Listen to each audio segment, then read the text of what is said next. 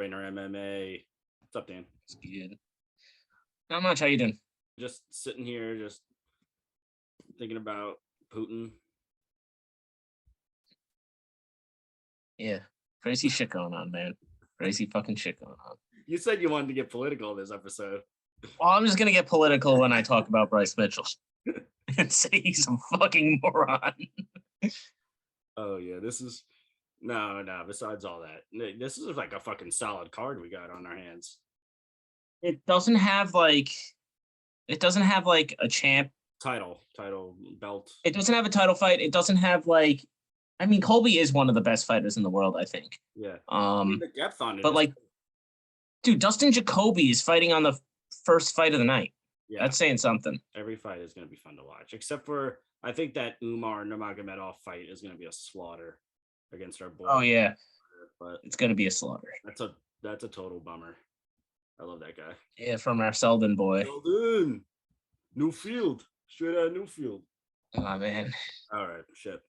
All right, let's get. You ready to get into this? Yeah, Dustin Jacoby versus Mikhail Zaychuk. Do you want me to take it? I'll take it. I'll take this one.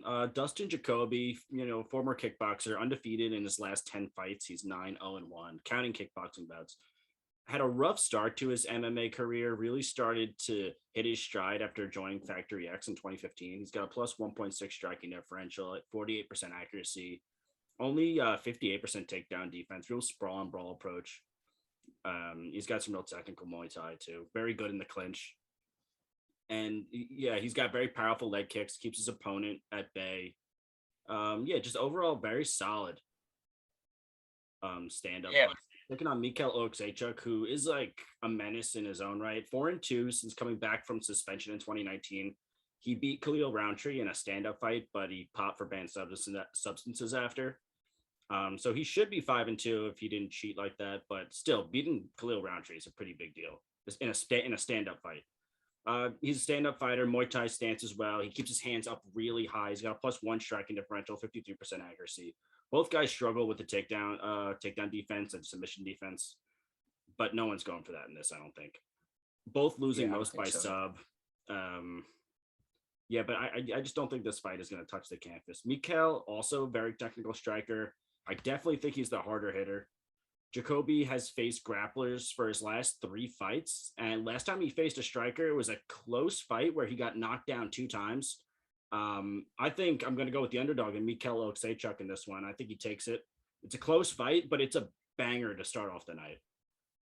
I think this is a great fight to start off the card. Like we were just saying, like this card's pretty good top to bottom. It's got talent all over the place. But I'm going to take Dustin Jacoby in this one. I think he's a little more polished with his striking game. He stopped Darren Stewart 2 fights ago, beat John Allen last time. Before that, he did have a split with Ian Kutalaba, but I just I'm thinking that Dustin Jacoby's striking and his power is going to shine through in this fight. Like you said, it's probably going to be on the feet for all 3 rounds. But yeah, I like Jacoby by decision probably. Yeah, and I like Zaychuk probably by a finish. I would say that's probably his best pick. Oh, really? You think he would finish Jacoby? I think so. He's a real hard hitter. Oh, for sure. Yeah, and so is Jacoby. Yeah, I would say Zaychuk slightly harder, but Dustin Jacoby probably has the better volume of the 2. So I would see decision for him, and then if it's a finish, I would say Zaychuk finish.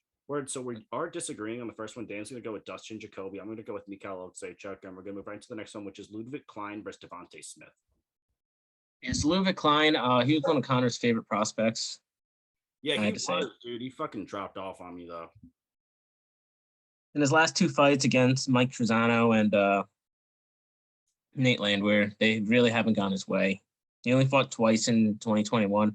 I think this guy's solid. He's got a good all-around game. He could he's got decent high kicks. He'll take you down to the ground too. But I do like Devonte Smith a little bit more.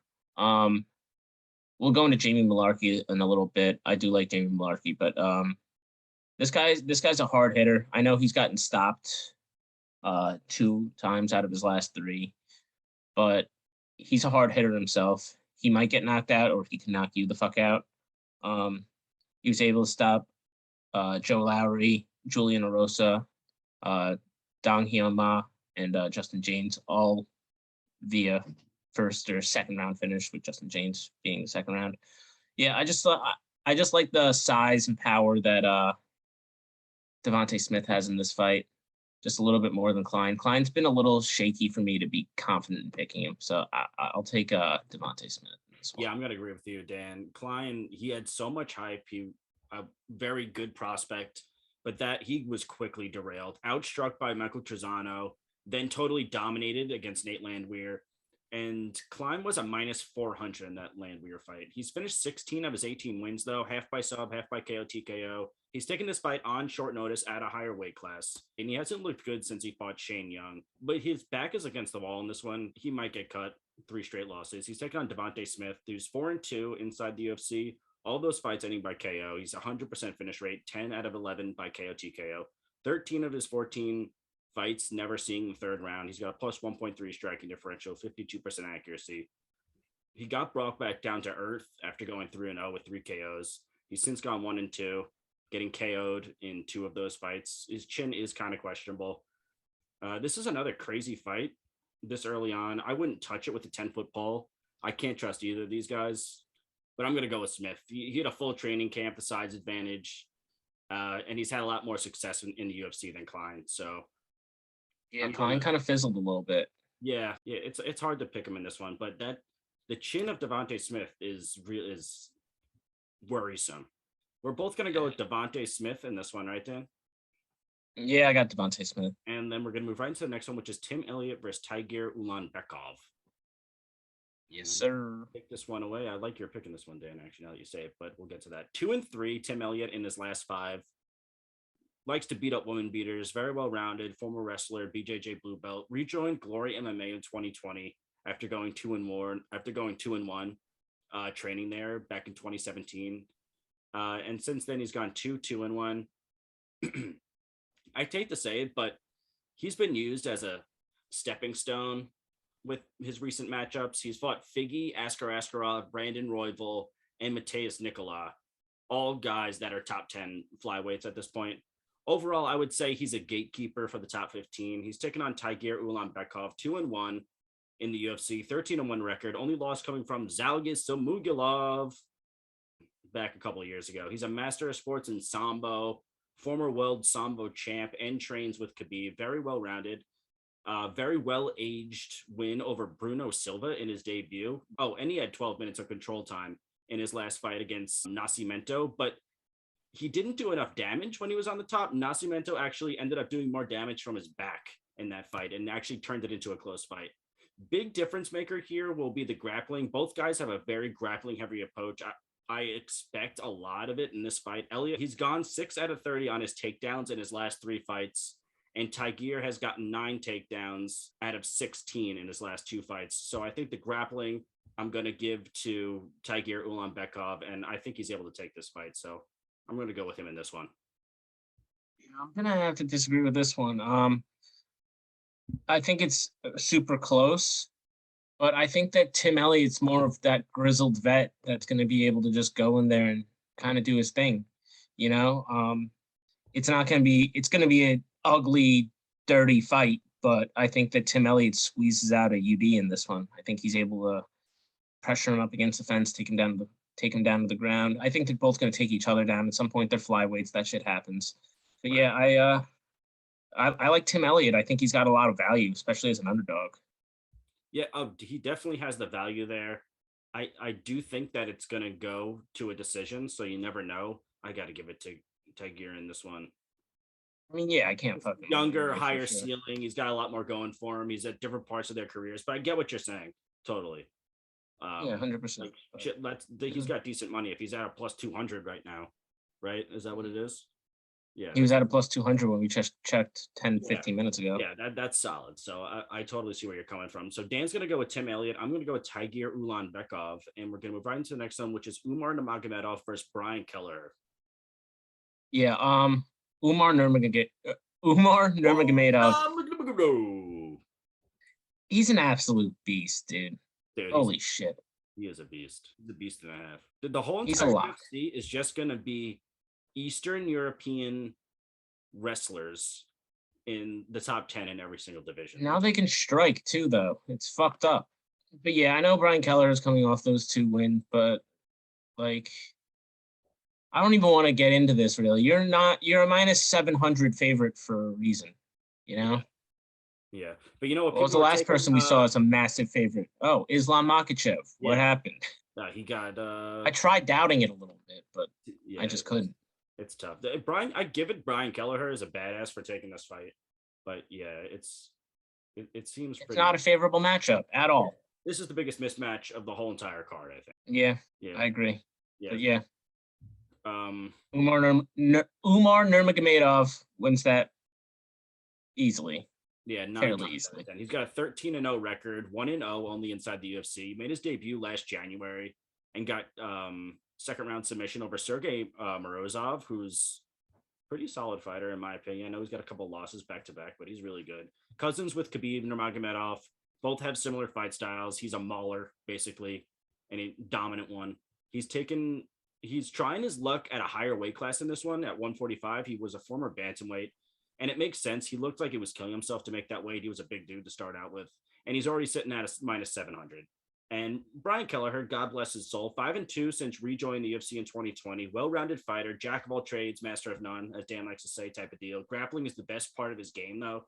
He's a BJJ brown belt, good wrestler. He struggles when he faces elite grapplers, which is exactly Nurmagomedov in this fight.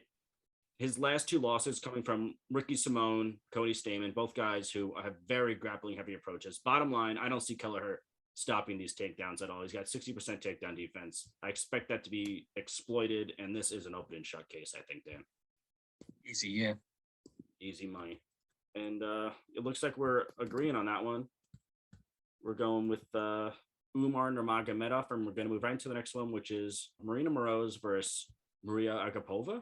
Are they both the same first name? I didn't notice that. Wow. Yeah, they have very similar first names. Yeah, that's weird. And I don't know if I pronounced either of them correct. But I'm going to start off with Morozov. This is a huge fight for her. She was supposed to be one of 2 Ukrainian fighters on this fight card. The other one got pulled. We'll get to him later. It's part of one of the fights. That was a short notice one.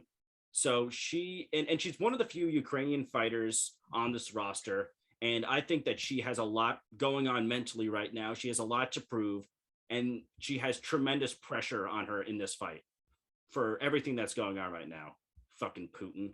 And she's a master of sports in boxing and kickboxing, but has gone to decision in her last 7 fights. She's gone 4-3 in those fights, uses a lot of kicks, attacks the legs from the start. She has an even striking differential, only 31% accuracy, 47% takedown defense.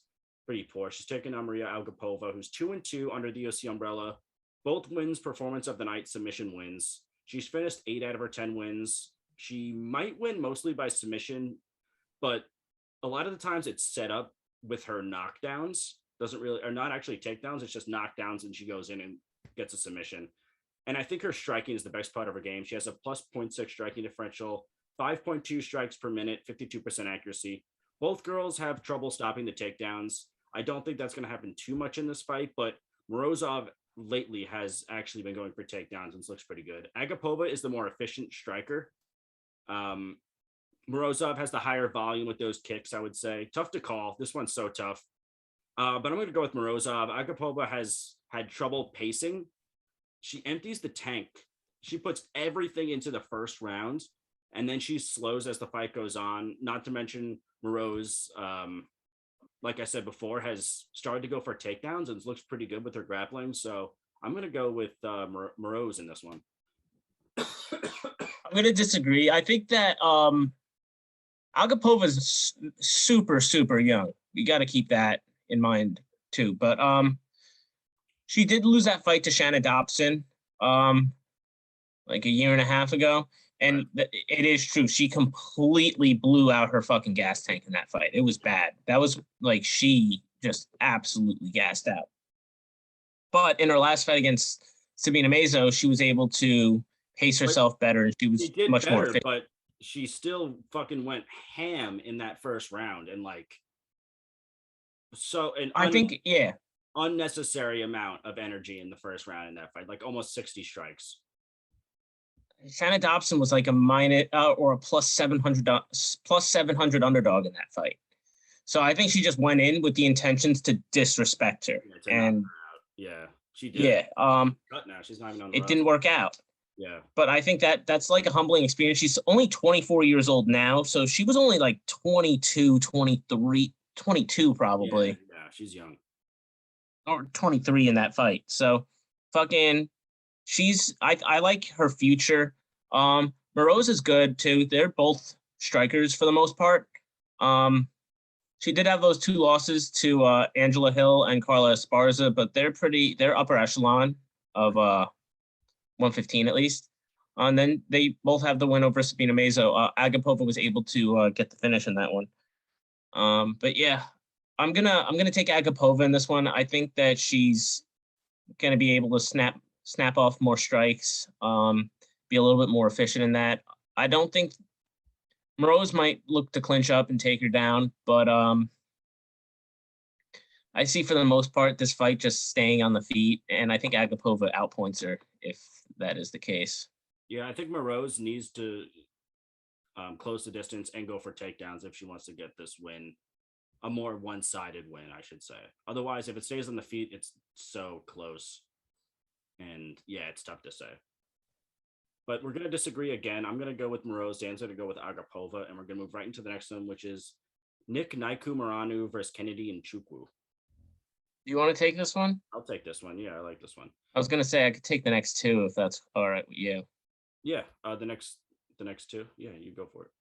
Nick Naikumuranu, 2-1 so far in the UFC, finished 10 of his 11 wins, mostly by KO TKO. He was supposed to take on, this was the guy I was talking about earlier, that was from Ukraine, Ihor Poteria, who was making his UFC debut, Ukrainian fighter, and he was forced to withdraw this week, or last week rather. He took on Aleska Kamor during this little 2-fight winning streak that he's on right now, and it was outstruck 102 to 71 significant strikes.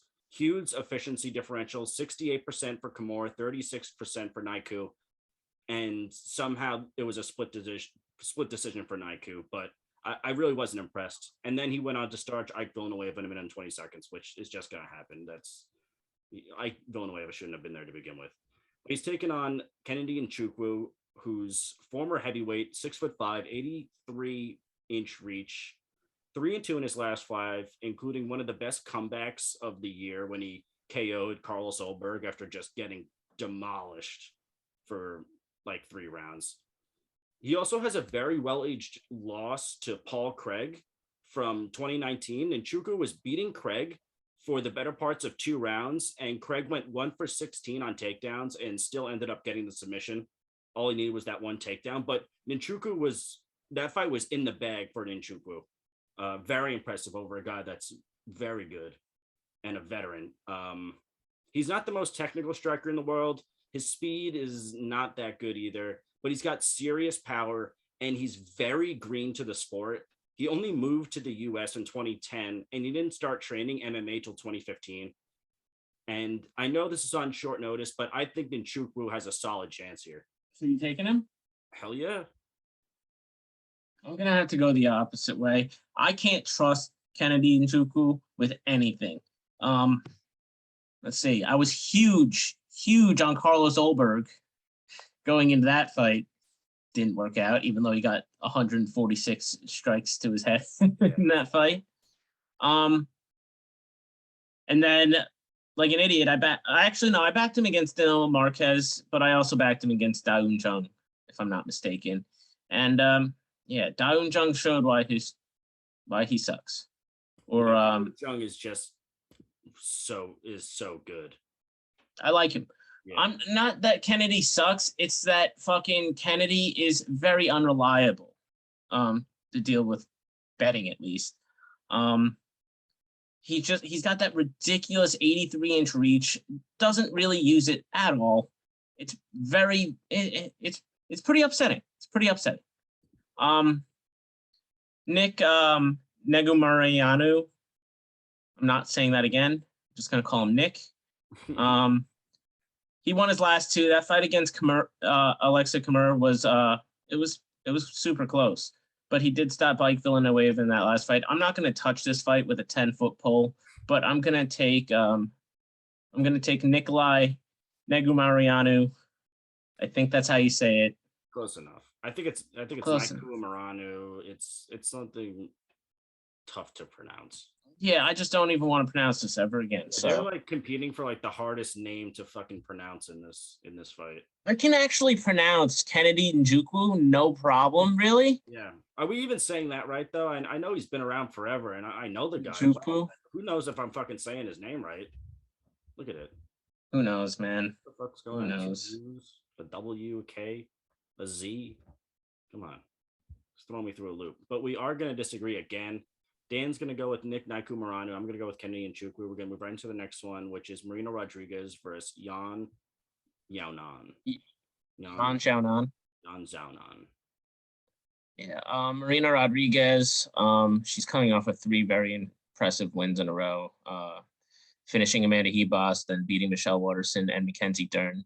All 3 fights were actually the fight against Hebos had her down in the first round, but the last 2 fights have been very one-sided.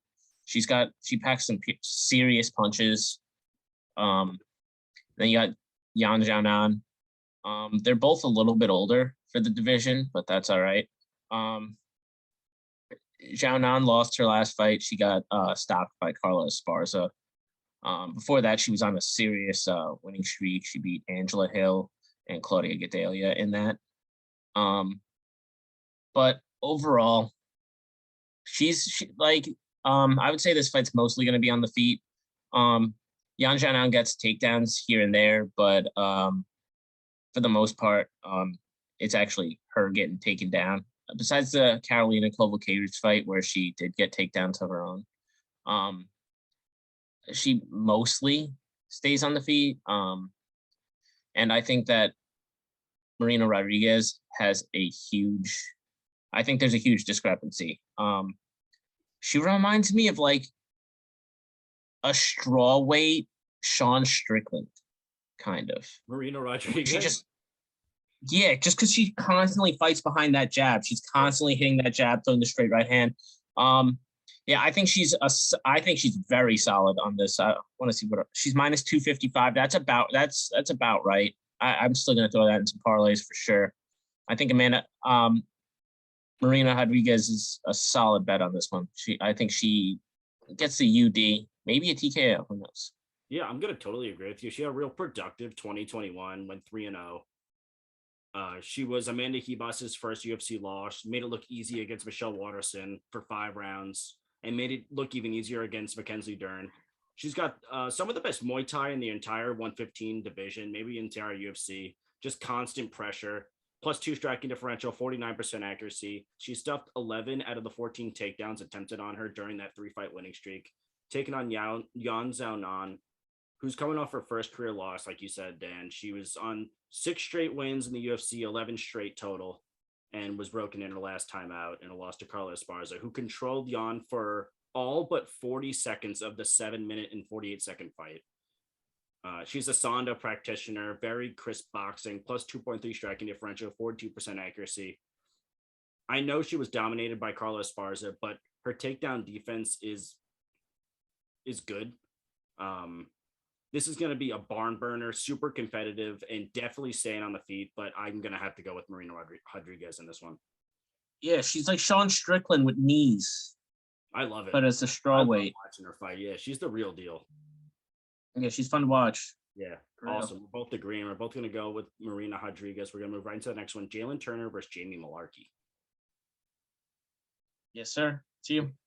All right, so Turner, he's on a 3-fight winning streak, 100% finish rate, finished all 11 of his fights, 8 of those in the very first round. He recently has shown off his grappling game with back-to-back rear naked chokes. After only recording 1 submission in the 14 fights before that, he's got a +2 striking differential, 47% accuracy, 1 takedown a fight at 75% accuracy and 78% takedown defense. And he's 6'3" with a 75.5-inch reach. Generally has the size advantage in all of his fights at 155. He's taking on Jamie Malarkey, 2-2 inside the UFC on a 2-fight winning streak. he had a very tough couple fights in his UFC debut. Came in and fought Brad Riddell, lost unanimous decision. Then a very close fight against Fier Ziam in the next fight. Since then, he's gotten 2 KO TKOs over Kama Worthy and a more impressive win over Devonte Smith, who's fighting on this card. Both guys, they do have questionable chins, but Worthy was on a three fight losing streak, all by KO. And Smith has gotten KO TKO'd in 2 out of his last 3. He's finished 13 of his 14 wins, 10 by KO TKO. Although he does have a black belt in BJJ, he averages 3.5 takedowns per fight. Turner has been KO TKO'd in 3 out of his last 5. This is a razor close fight again, but I'm going to have to go with the underdog in Jamie Malarkey. And so am I. He's shown some pop in his punches recently. He's a striker. People think that he's more of a grappler. He's more of a striker. I think his striking has just improved like vastly over his last couple fights. It's been honestly pretty cool to watch. It's been awesome. Jalen Turner, he's got the tarantula nickname. He's 6'3", 77-inch reach. He's like Alvarez from last week. He's fucking huge for the division. Yeah, Joel. But what? Joel and Ignacio Bahamondes. Facts.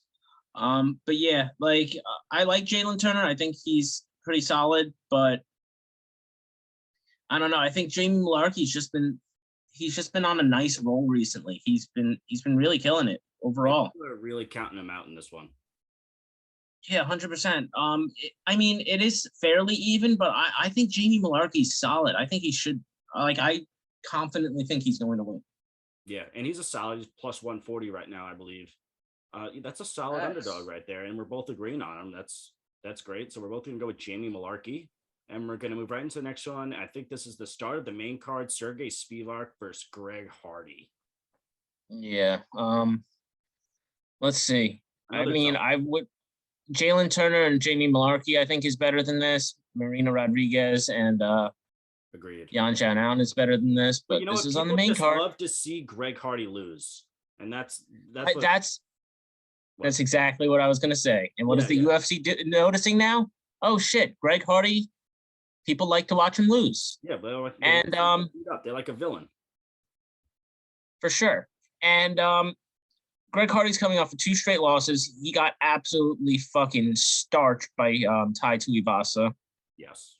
And before that, he had a solid first round against Tybura, but then Tybura took him down in the second round, and Greg Hardy couldn't do anything. I think this fight's going to be very reminiscent of that. I think that Spivak's going to take him down. I think he's going to hit him, and I see a TKO like 4 minutes into the first round.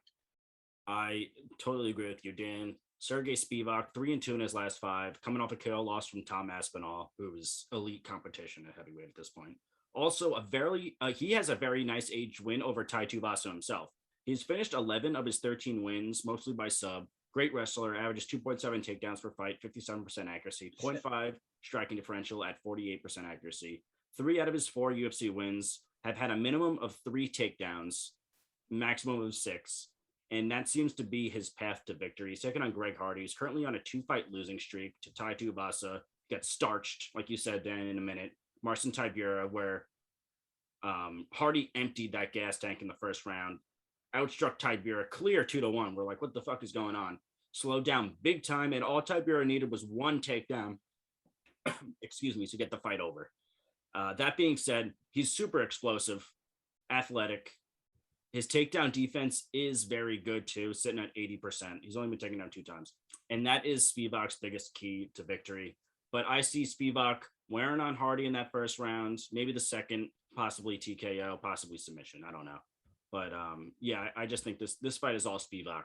Yeah, for sure. This is my I rarely lock in heavyweights, but this is like a lock for me. Damn, is it that confident? I don't know if I'm that confident. I'm that confident. Greg Hardy's got some heavy hands, bro. Fast too. Greg Hardy. Yeah, fuck Greg Hardy. We're both agreeing. We're both gonna go with Sergey Spivak. We're gonna move right into the next one, which is Kevin Holland versus Alex Oliveira. This is a good one. Kevin Holland, man, returning to welterweight for the first time since 2017.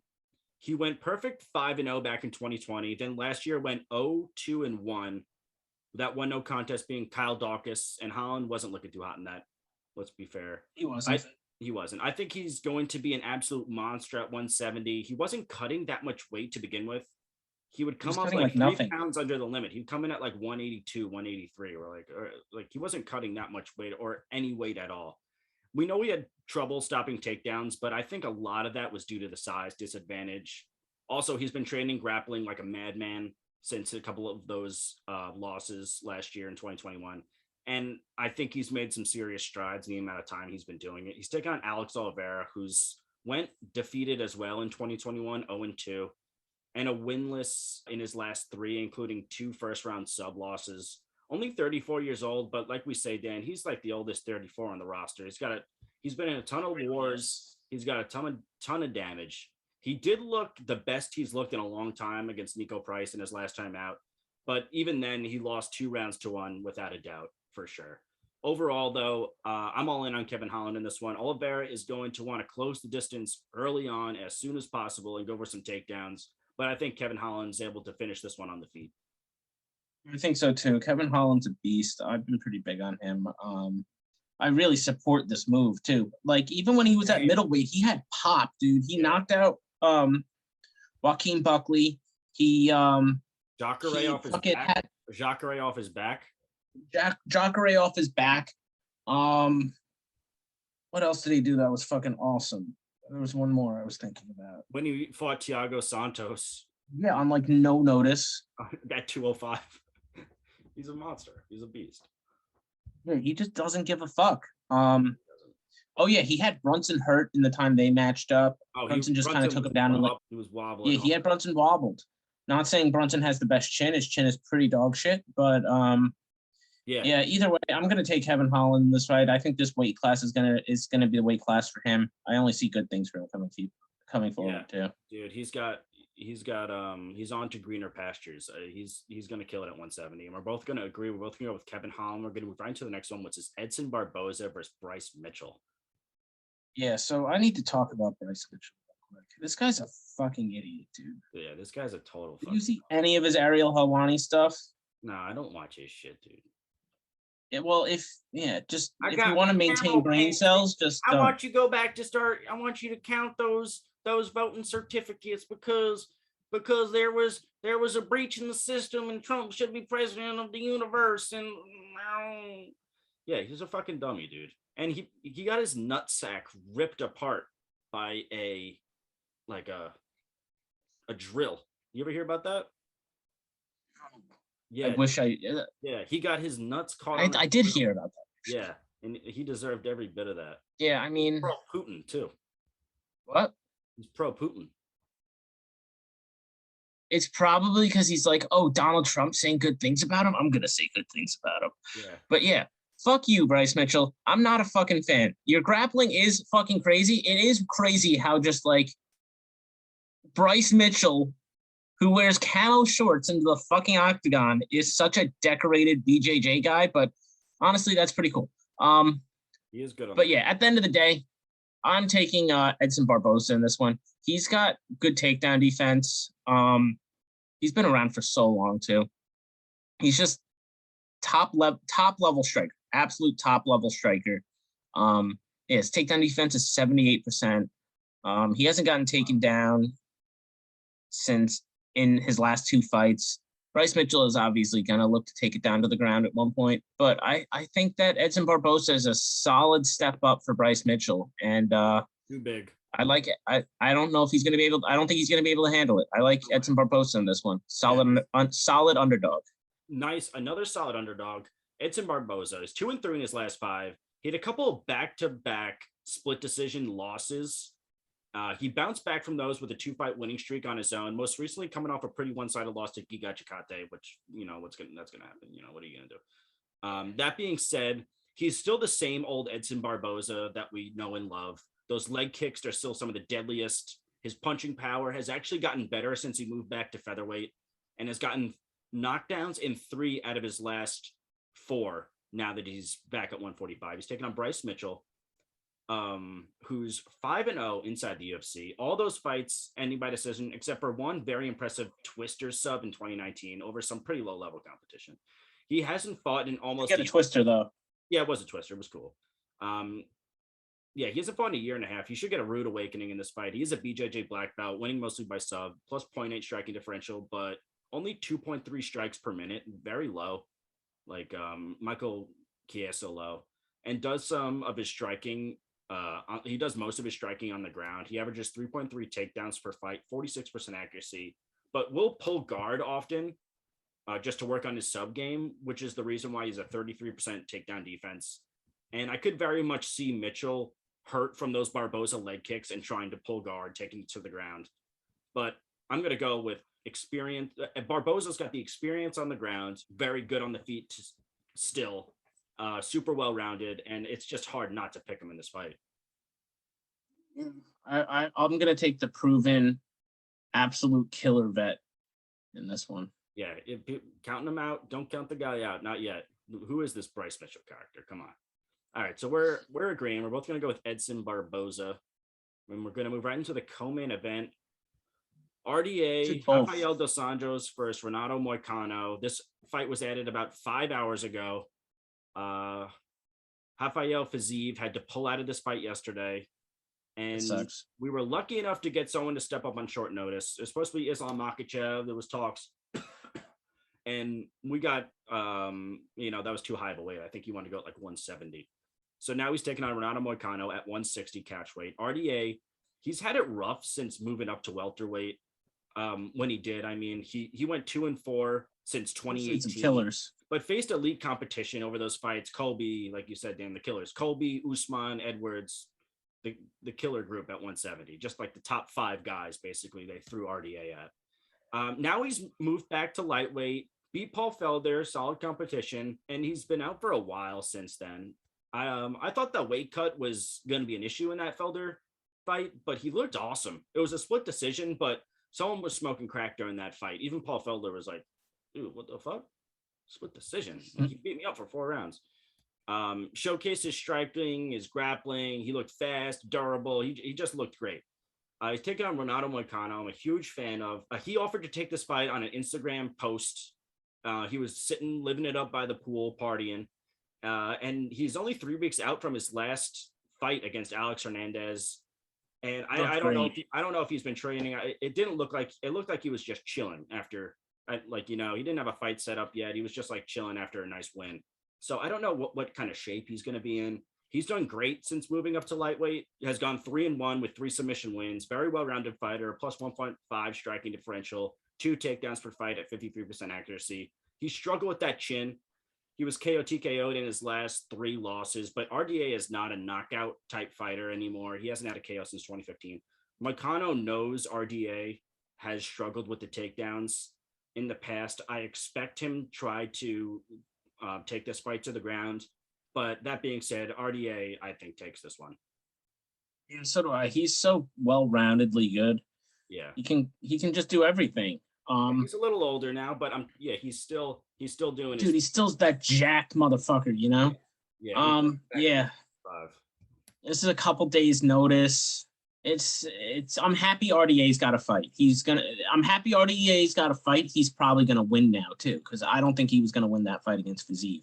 But I think he could definitely win this fight against Moicano. I mean, who knows if he could have won against Fiziev? He maybe could have worked the clinch game and whatnot. That was a close one. That was a good one. But I'm gonna take RDA very confidently. Yeah, I really like him in this one. I don't know if there's even odds yet for this. Minus 190 for RDA, which I'm going to eat the fuck up on. Eat up probably before tonight, because tomorrow's going to be minus 250. So eat up quick on that one, honestly. Pretty quickly. All right. Yeah, so we both got RDA in that one. Both got RDA. Right into the main event, Colby Covington versus Jorge Masvidal. It's all you.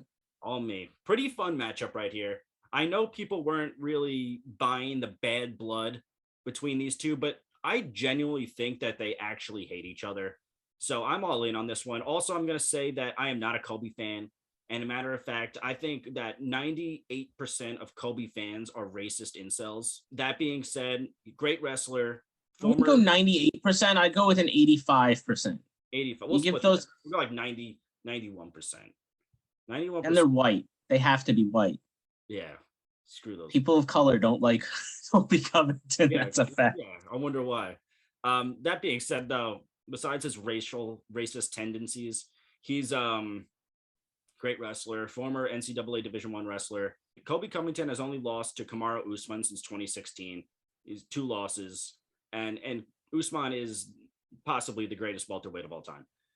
And those fights were some of the closest for Usman that he's had in the UFC, even though Colby was knocked down 2 times in each of those matchups. And how close really was it? But it was one of the closer fights of Usman's. Also, he has some very clean boxing, not to mention not too much punching power. He's more of a volume guy. He touches his opponent, outpoints them until the damage just starts adding up. One of those types. No really knockout power. Overall, I think he's a top 3 fighter in the division and a gatekeeper for whoever wants to challenge for the title. I'll say that. Whoever has a very good, if somebody gets through Colby Covington, they immediately deserve a title shot. Exactly. He's a gatekeeper for the title shot. He's taking on Jorge Masvidal, who's coming off back-to-back losses from Kamaru Usman himself. Most recently was on the wrong end of one of the most killer KOs of 2021. Before that, he was on a 3-fight winning streak, all by KO TKO, either performance of the night or fight of the night. And in one case, it was actually both. Stand-up fighter, very explosive, very powerful, great cardio, fun to watch, but is the far less well-rounded fighter of the two, relies basically all on his hands. Both guys do win mostly by decision and are really tough. So I kind of like the over on the rounds here, but it's really hard to not take Colby Covington in this fight. I think he's just better wherever the fight goes. The only way I see Masvidal winning is like a flash KO, but I'm going to ride with the incel king, Colby Covington. As much as I hate Colby Covington, he's a fucking phenomenal fighter. Yeah, don't let that fucking shade it. He's really good. Colby is, look at his last fight against Kamaru Usman. He had Usman hurt in the 4th round. He beat Usman rounds 4 and 5 decisively, in my opinion. I think in everybody's opinion. Colby's fucking good, man. It sucks that he's so good because he's such a fucking dickhead. I mean, I don't really like Masvidal either. I really don't. I'm not a big fan of either of them. Yeah, I like Masvidal a lot more than Colby, though. I like Masvidal, honestly. I think he's pretty cool. I mean, he is, but at the same time, I'm like, dude, like, he's sometimes got to shut the fuck up. So I'm happy one of them will have to shut the fuck up. I just would rather have Colby get shut up than Jorge Masvidal, but Colby wins this fight 8 times out of 10. Yeah, I think so. I think more than that, man.